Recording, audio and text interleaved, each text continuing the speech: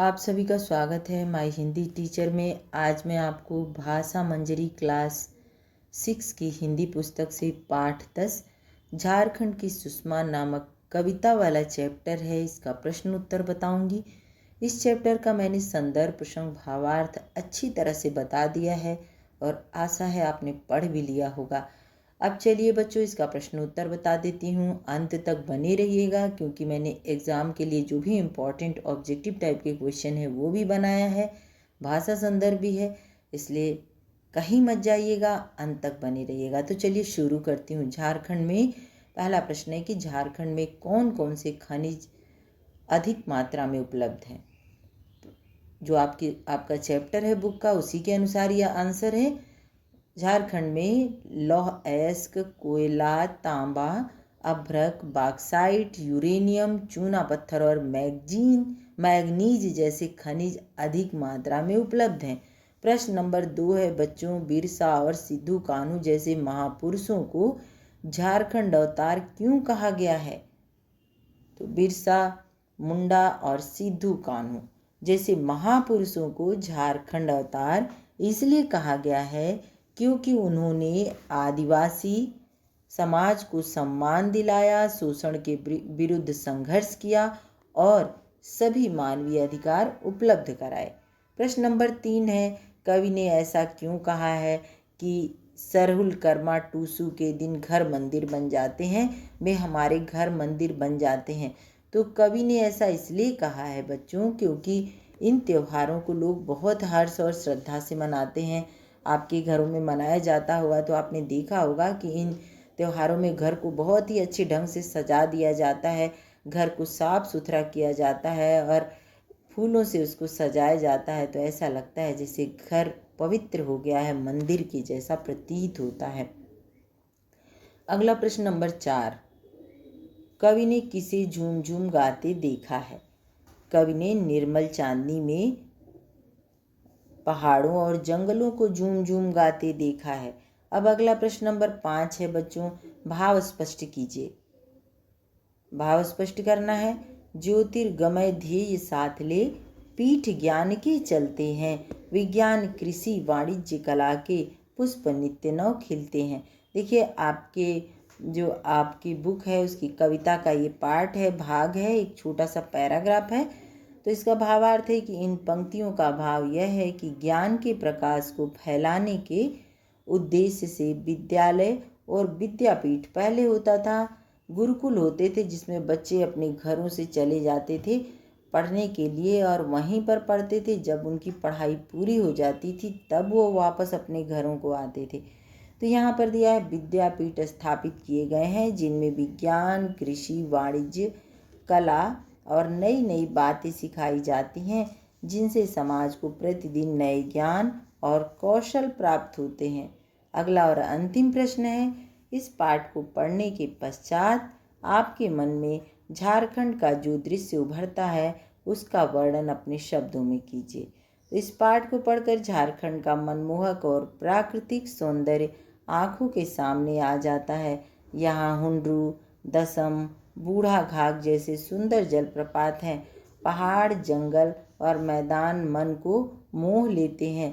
बिरसा मुंडा, सिद्धू कान्हू जैसे महापुरुषों ने यहाँ जन्म लिया है।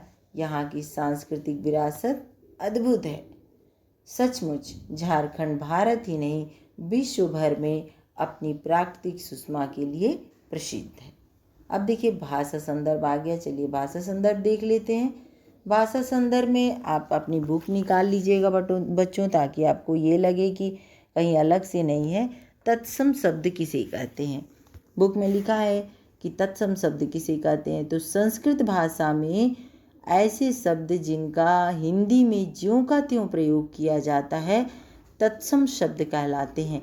जैसे अग्नि, अग्नि तत्सम शब्द है, उसका तद्भव रूप क्या होगा, आग। कविता में आए तत्सम शब्दों की सूची बनाकर उनका तद्भव रूप लिखिए। तो चलिए अब देखिए यहाँ पर जो तत्सम शब्द आए हैं उनका मैंने तद्भव भी बना दिया है।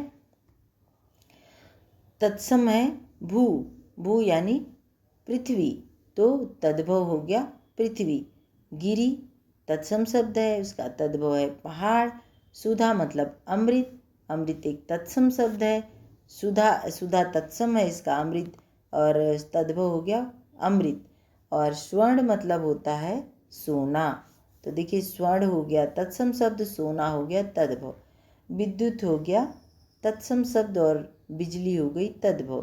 काव्य हो गया तत्सम शब्द और कविता हो गया तद्भव। ऐसे और भी हैं बच्चों, जैसे नित्य, नित्य हो गया तत्सम शब्द, नित्य मतलब रोज यानी प्रतिदिन। ऐसे बहुत सारे शब्द हैं। गिरि मतलब तो आपने पढ़ा ही है पहाड़। जल, जल हो गया तत्सम शब्द, इसका हो गया तद्भव पानी। विविध मतलब विभिन्न, अनेकों प्रकार के शब्द हैं। अनुस्वार का प्रयोग कैसे करते हैं, और बहुत सारे शब्द भी आए हुए हैं, जैसे गिरिवन है, श्याम मणि, गरल सुधा, लोक कला, काव्य सृजन, ये सारी आपकी भाषा संदर्भ की बुक में लिखा हुआ है। सिर्फ पढ़ने के लिए इसलिए मैंने यहाँ नहीं रखा। अनुस्वार का प्रयोग आया है बच्चों। अनुस्वार, आप कैसे अनुस्वार का प्रयोग करते हैं, आप कैसे जानते हैं कि किस अक्षर में किसकी बिंदी लगी हुई है। तो देखिए झारखंड, झारखंड में ड़ की मात्रा आधा अक्षर, देखिए यहाँ पर आपको दिखा देती हूँ। यहाँ पर जो ये लगा है ड़ है, इसमें आधा अक्षर है, क्योंकि नीचे हलंत लगा रहता है तो अक्षर आधा होता है। अब कैसे जानेंगे कि ये किस अक्षर के नाम की बिंदी है, तो देखिए इसका एक सबसे आसान तरीका है। यहाँ पर लिखा है झारखंड, ये लिखा हुआ है, लेकिन हम कैसे जानेंगे किसकी बिंदी लगी है, इसकी कैसे पता चलेगा कि इसी अक्षर की बिंदी है। तो जिस अक्षर के ऊपर बिंदी लगी रहती है, जैसे ख पर बिंदी लगी है, उसके बाद वाला जो अक्षर है इसी का अंतिम अक्षर, इसकी लाइन का, जैसे ये ड है तो किस लाइन में आता है, ट ठ ड ढ ड़, तो ड़ के, अब इस ड का जो पांचवा अक्षर है ड़, इसी का ये अंतिम अक्षर है, इसी के नाम की ये बिंदी लगी है, तो इसलिए यहाँ पर पता चल गया कि झारखंड है। अब देखिए मंदिर, मंदिर है तो जिस अक्षर पर बिंदी लगी है उसके बाद है द, तो म पर बिंदी लगी है तो बाद में है, उसके बाद जस्ट बाद है द, तो मंदिर। त थ द ध न, त की जो त वर्ग का वर्ण है उसी में पांचवा अक्षर न है, तो म पर न के अक्षर की नाम की बिंदी लगी है। अब यहाँ पर देखिए संपदा लिखा हुआ है, स पर कैसे बिंदी लगी है, प के नाम की जिस अक्षर पर, फिर से सुन लीजिए, जिस अक्षर पर बिंदी लगती है उसी अक्षर, जो अनुस्वार का जो बिंदी लगा हुआ, अनुस्वार लगा हुआ है, उस अक्षर के बाद वाले अक्षर का, जैसे प वर्ग का अंतिम अक्षर है म, तो यहाँ पर संपदा के ऊपर म के नाम की बिंदी लगी, आधा म के नाम की। गंगा, जिस अक्षर के ऊपर, फिर से देखिए, जिस अक्षर पर बिंदी लगी है उसके बाद वाले अक्षर का अंतिम अक्षर, पांचवा अक्षर के नाम की बिंदी लगी है, यहाँ पर हो जाएगा गंगा, यानी अंग, गंगा, ये हो गया। तो आपको इसका ध्यान रखना है, अगर संतान है, खंड है और संभाग है, नियम के बाद, अनुस्वार के बाद किसी वर्ग का पंचम व्यंजन आता है तो उसका उच्चारण उसी वर्ग के पंचम अक्षर की तरह होता है। वस्तुनिष्ठ प्रश्न, वस्तुनिष्ठ यानी ऑब्जेक्टिव टाइप के जो प्रश्न होते हैं, देख लेते हैं, जल्दी से देखेंगे बच्चों, ज़्यादा टाइम नहीं लेंगे आपका। 1 मिनट के अंदर घर कब मंदिर बन जाता है, सरहुल कर्मा टूसू के दिन घर मंदिर बन जाते हैं। दूसरा प्रश्न है सुरगण का अर्थ क्या होता है, सुरगण का अर्थ होता है देवी देवता। तीसरा प्रश्न है बच्चों, तीसरा प्रश्न है झारखंड सुषमा के रचनाकार कौन है, तो झारखंड सुषमा के रचनाकार हैं, ये देखिए, सत्यदेव शांति प्रिय।